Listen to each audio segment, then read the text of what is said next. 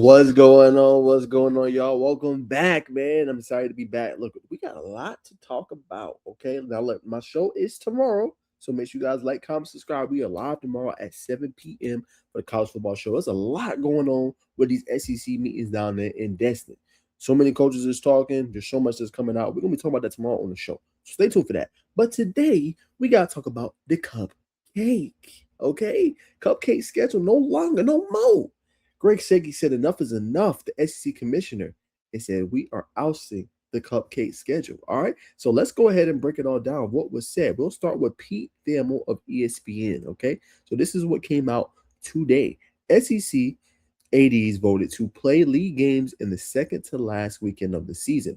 That's the end of the cupcake weekend in late November. We never got that one sponsored. All right. So as you guys know, they would usually play an FCS opponent or a lesser opponent, not to basically the echelon or rank that the SEC was in order to kind of end off the season, right? Think of teams like, you'll play like a UAB. Before this season, you'll play like a Tulane. You'll play some team that doesn't match up to you. But remember now, the SEC is going to 9 games. Okay, so this makes it tougher. So no more of those cupcake games before you play at Auburn, right? There's no more playing a Georgia State in the middle there. There's no more playing I'm saying, I don't want to say Jackson State because they don't play Jackson State. There's no more playing a FAMU, right? Now you got to lace it up. So I think it's a good thing. Some fans feel like it is not, but I'm glad that they decided to vote on this. It won't go into action in 2026, but it will be going into action in 2027, right? And I think that that's better for the sport. It makes the end of November more enticing, and it makes it a better product, right? So instead of waiting for that final weekend, which is rivalry week, we can still see some stellar games, right? Now, for some of the coaches, they may not like this because they're like, well, that was kind of a fine-tuned game, or 9 games is a grueling schedule. We don't want to put our players or subject our players to another SEC game, right? Because we know it's a very physical conference, a very good conference at that. But you may get a little bit of flack on that part. But I love that Greg Sankey is standing 10 toes down on this and deciding to obviously do this type of a schedule. I think it's great for the league. I think it's great for viewership. And I think it's great for what fans want to see right before the end of the season. Because we all know that's pretty much right before Thanksgiving happens. We want to see some primetime football, right? We want to see the best of the best go at it. We want to see if Georgia Auburn plays during that weekend. We want to see that. If Auburn is playing on Florida or playing on Ole Miss, we want to see that. We don't want to see these cupcake games these teams are playing. I think it adds to the intrigue. I think it makes the games even more special. And we get to see, that intrigue of, because before we had divisions, the SEC West, the SEC East. Now we get to see these teams go toe to toe, right? A late December game of Oklahoma and Florida. Not late December, late November game of Oklahoma and Florida. A late game with South Carolina playing Texas, right? All those components. We seen it last year, right? South Carolina played Texas A&M. That game was wild. South Carolina was whooping them boys, and them boys came all the way back from 25 plus points and won the damn game. That makes football intriguing and interesting, and that's what we want to see. So I love it. I'm glad there's no more cupcake. We want to see the top tier teams play, right?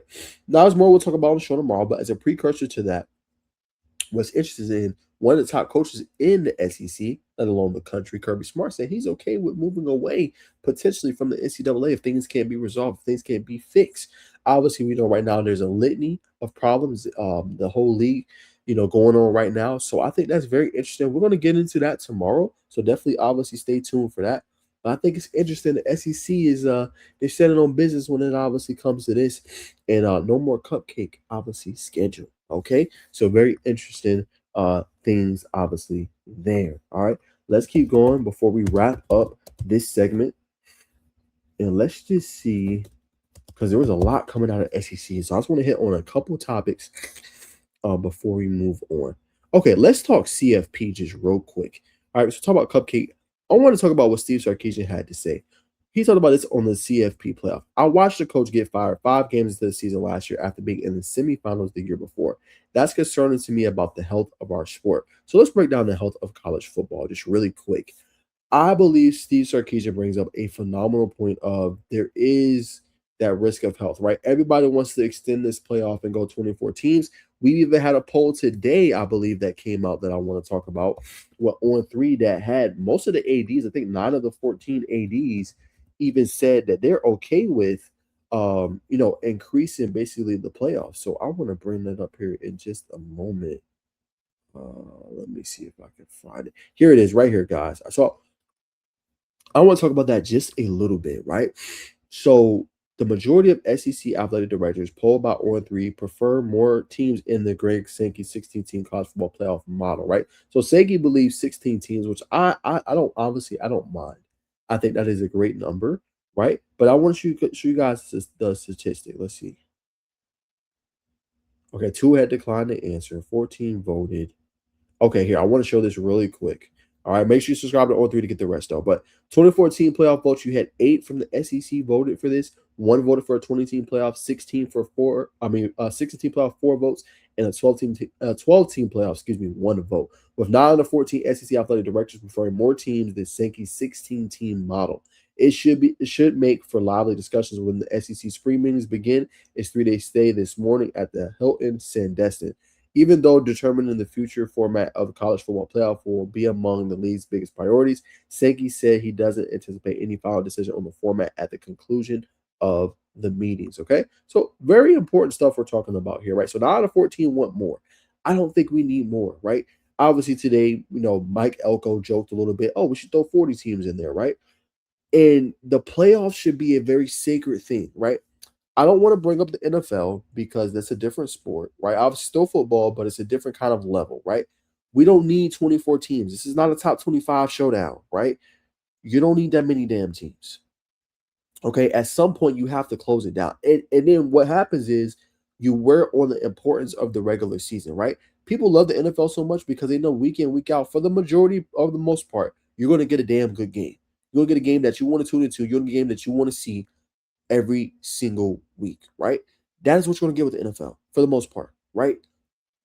You're devaluing the sport when you go to 24 teams, right? Now, obviously, these ADs want more. I get the revenue part. I get one or more teams to get in. There's 138 college football teams.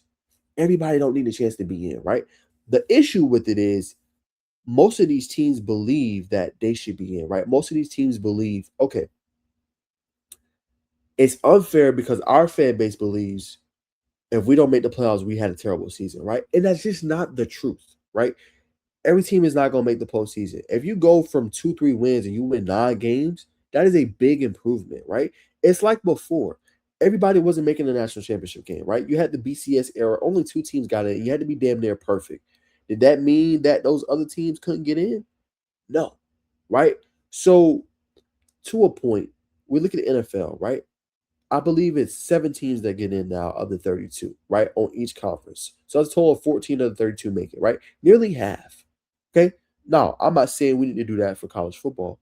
I like the 12. If you got to increase to 14, maybe 16 at most, that's good. That's about half of the top 20. That's more than half of the top 25 teams. If you're not a top 25 team, in my opinion, really a top 20 team, you shouldn't be getting into a CFP, right? Like there has to be a barometer in there, right? And I think you got to think about, okay, 60 teams, cool. Like 9 wins should be that barometer of, okay, yeah, you deserve to be talked about to be into a CFP. It shouldn't be everybody 8-win team, 7-win team. No way in hell. Like, let's remember what we're talking about here. We want to see the best of the best go toe to toe, right? What made the college football playoff so fun last year? A lot of people just felt Miami didn't deserve a damn chance in hell to be in, right? Miami went as a 10 seed and went all the way to the college football playoff national damn championship. And it had Indiana on the ropes. It made for electric football with Georgia and Ole Miss going neck and neck, toe to toe, throwing haymakers at each other towards the end, right? It made for good football. It made for great sport, right? So that's what we want to see. The more teams get in, the more watered down it gets, right? Now, some people are like, well, Najeh, Vanderbilt should have gotten in last year. Texas should have gotten in last year. This team should have gotten in last year. I hear y'all. But at the same point, like, what are we saying, right? When we look at NFL, the best teams that get in, they usually win about 9 to 10 games, and they get into the playoffs. It should be the same kind of moniker. It should be the same kind of judgment, in my opinion. It shouldn't be more than that.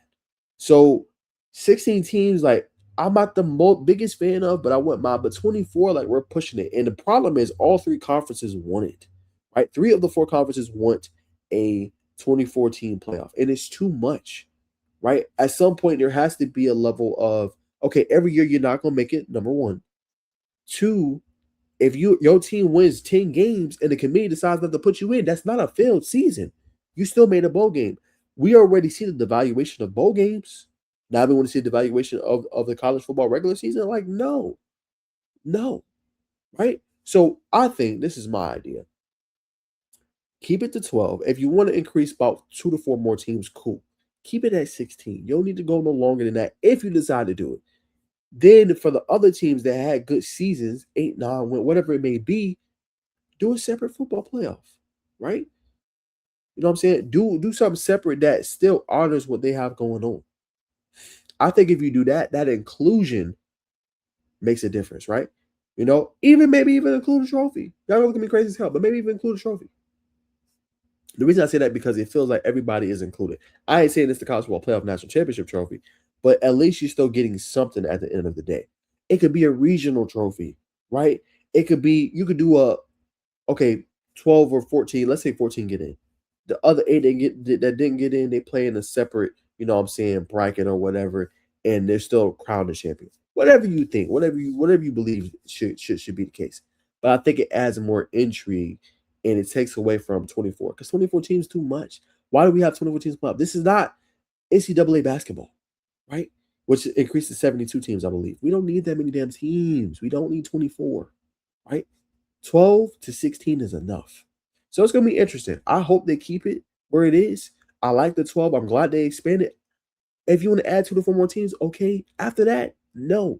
That should be the threshold. 16 of the best teams in college football get a chance to go and play, including group of 5, including potentially even the HBCU if they have a great season. That's it. The playoffs, as we have to remember, is not something where everybody gets in.